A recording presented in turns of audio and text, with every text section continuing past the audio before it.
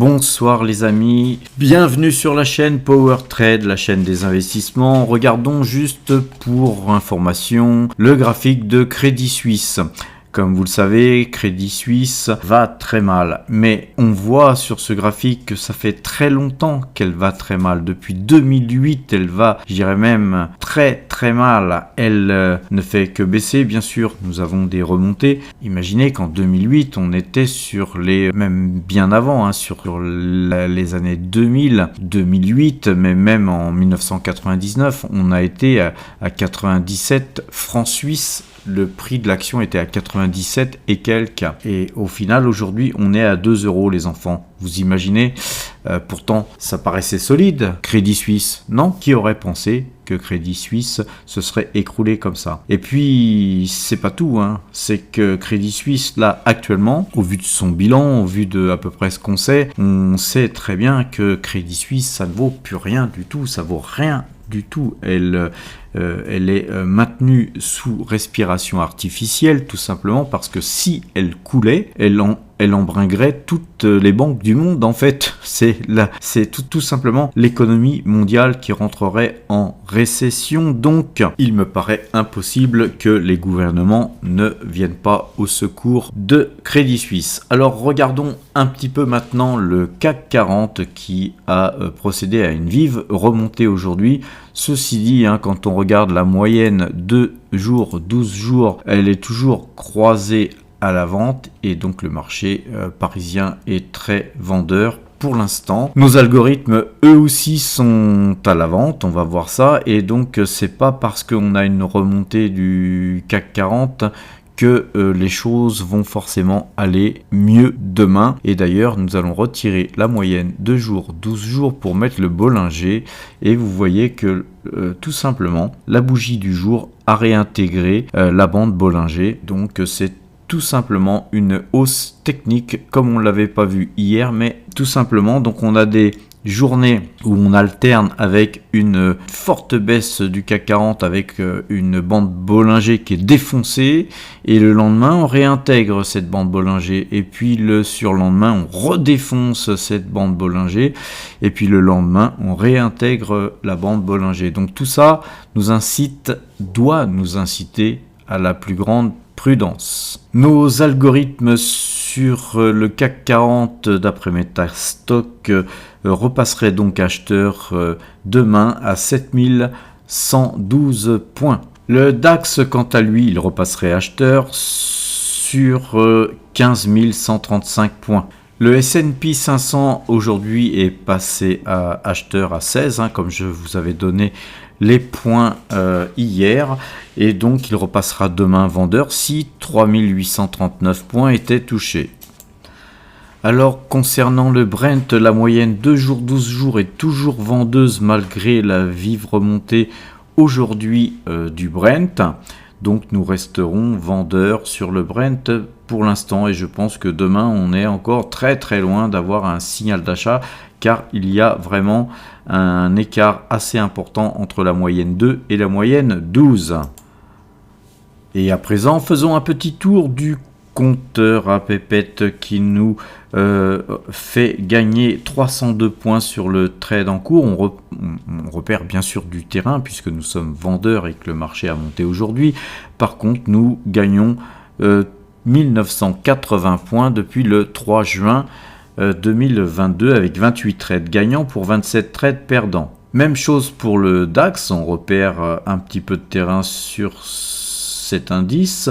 Néanmoins, il nous reste toujours 564 points de gain et au total, nous gagnons 2733 points depuis le 24/10/2022 avec 13 trades gagnants pour 12 trades perdants. Le S&P 500 lui est passé acheteur aujourd'hui, mais donc le trade précédent nous fait gagner 97 points quand même, et le trade en cours nous fait gagner 34 points pour l'instant, ce qui nous fait un total de 215 points de gain depuis le 2 décembre avec 11 trades gagnants pour 10 trades perdants. Concernant le Brent, pareil, on repère un peu de terrain puisque nous sommes vendeurs sur le Brent, mais lui aujourd'hui s'apprécie, donc nous gagnons quand même 8,25 pips sur le trade en cours, et depuis le 2 décembre 2022, nous gagnons 14,67 pips avec 7 trades gagnants pour 4 trades perdants. Le total de ces 4 indices nous fait gagner 4943 points depuis en fait le 3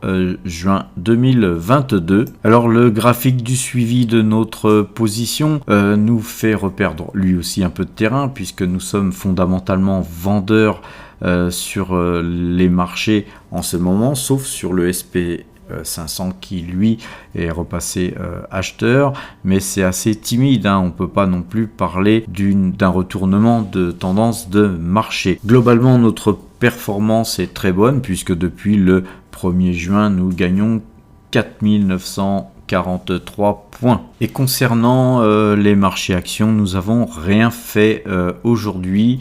Le marché américain, donc le S&P 500, nous donne un signal d'achat. On va attendre de voir une validation demain. Peut-être que demain, nous prendrons un petit peu de tracker S&P 500, l'histoire de compléter notre ligne. Regardons un petit peu nos valeurs. On a Taiwan Semiconductor qui se comporte bien. On a ASML qui se comporte très bien aussi. Air Liquide qui reprend un peu de poil de la bête. Bouygues monte un peu. L'Oréal se reprend vivement. Maintenant, on voit que les belles valeurs comme Microsoft et compagnie, tout ça, eh bien évidemment, elles ont tendance à trouver des acheteurs dans un marché vendeur, c'est bien compréhensible. Alors évidemment, on a tout un tas de valeurs qui fluctuent. Ce qu'on peut observer, c'est que effectivement le marché bancaire se réapprécie suite justement aux nouvelles concernant le Crédit Suisse. N'oubliez pas, demain nous avons les 4 sorcières, donc ça va être un marché qui va partir certainement dans tous les sens. Soyez prudents, on risque de voir tout et n'importe quoi. Donc voilà, vous voyez que globalement dans un marché comme ça, moi je ne préfère rien faire.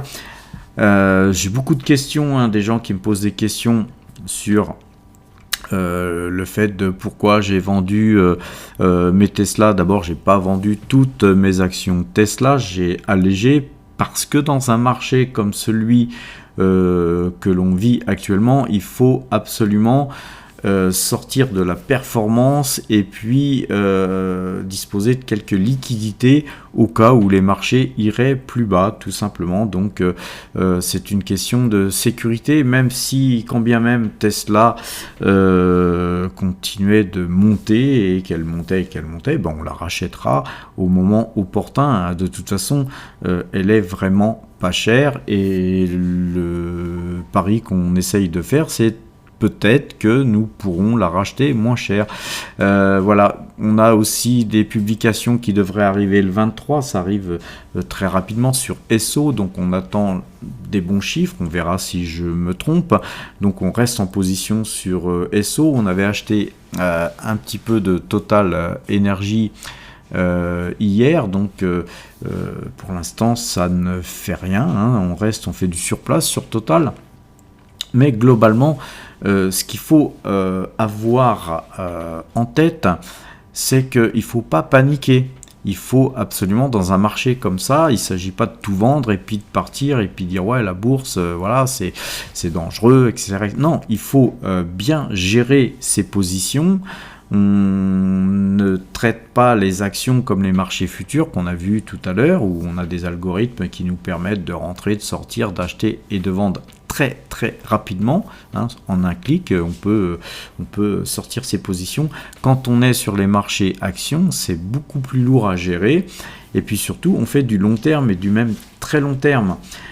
Dans un marché comme celui qu'on est en train de vivre aujourd'hui, c'est tout simplement les valeurs qui versent des gros dividendes qui vont nous sortir d'affaires, parce que ces gros dividendes que Total notamment va nous verser le 3 du mois prochain, nous allons les réinvestir, ça va s'ajouter à nos liquidités et nous sommes forts de pouvoir réinvestir ces dividendes. Tous les gens qui sont investis dans des valeurs de croissance n'auront pas cette chance, et surtout si ce sont des valeurs de croissance qui s'effondrent. Donc le fait d'avoir des sociétés qui versent de gros dividendes, c'est une chance dans des marchés tels que nous les vivons aujourd'hui, et puis ça ne nous empêche pas non plus d'acheter du Tesla ou d'autres valeurs. Tout ce que je voulais vous dire, c'est surtout ne cédez pas à la panique, faites du long terme, et encore une fois, je vous le redirai peut-être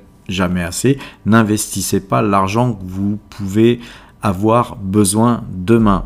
Et si vous respectez cette règle, quand bien même vous resteriez bloqué sur une action comme Total Energy pendant 5 ans, et ben pendant 5 ans, vous continuerez à toucher les dividendes, et c'est surtout ça qui compte.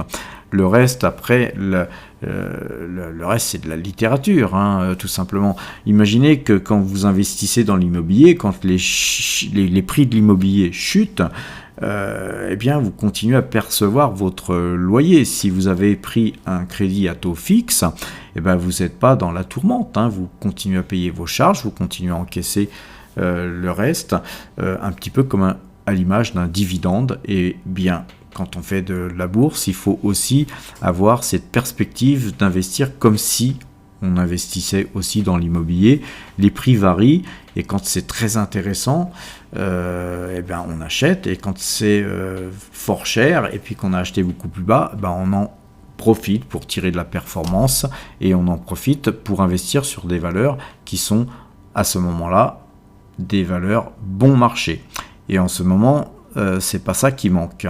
Voilà les amis, je vous souhaite une bonne fin de soirée, portez-vous bien et à demain.